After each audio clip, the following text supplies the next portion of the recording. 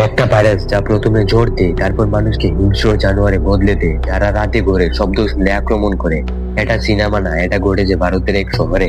নাম R13 virus. স্থান রামনগর, ভারতের উত্তর সীমান্ত ছোট একটি শহর।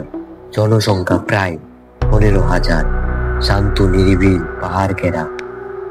গোপন গবেষণা 2022 সালের ডিসেম্বর, রামেনগড়ের পুরনো হাসপাতালের নিচ তলায় এক গোপন ল্যাব চালু হয়, সরকারি অনুমতি ছাড়াই। কিছু বিজ্ঞানী সেখানে মানুষের মস্তিষ্ক নিয়ে এক ভয়ঙ্কর পরীক্ষা করছিল। তাদের উদ্দেশ্যটা ছিল মানুষের ভয়, রাগ, প্রতিক্রিয়া ক্ষমতা বাড়ানো, যেন ভবিষ্যতে সৈনিক তৈরি হয়। তারা তৈরি করে একটি রাসায়নিক ভাইরাস, যার নাম দেয় R13।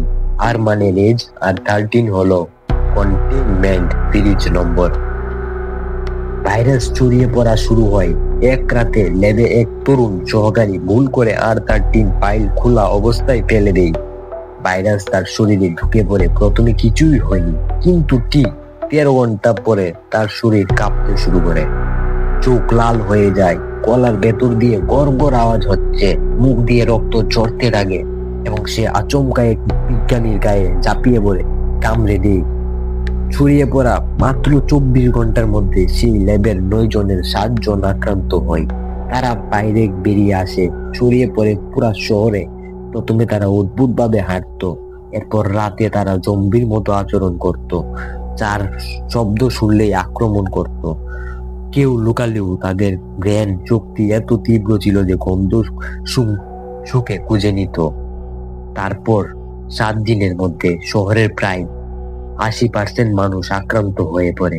রাস্তায় রক্ত, ভাঙ্গা জানালা, পুরা ঘর। কিছু পরিবার পালিয়ে যাওয়ার চেষ্টা করছিল, কিন্তু রাত হতেই জম্বিরা পুরো দল নিয়ে তাদের ধরতে আসতো।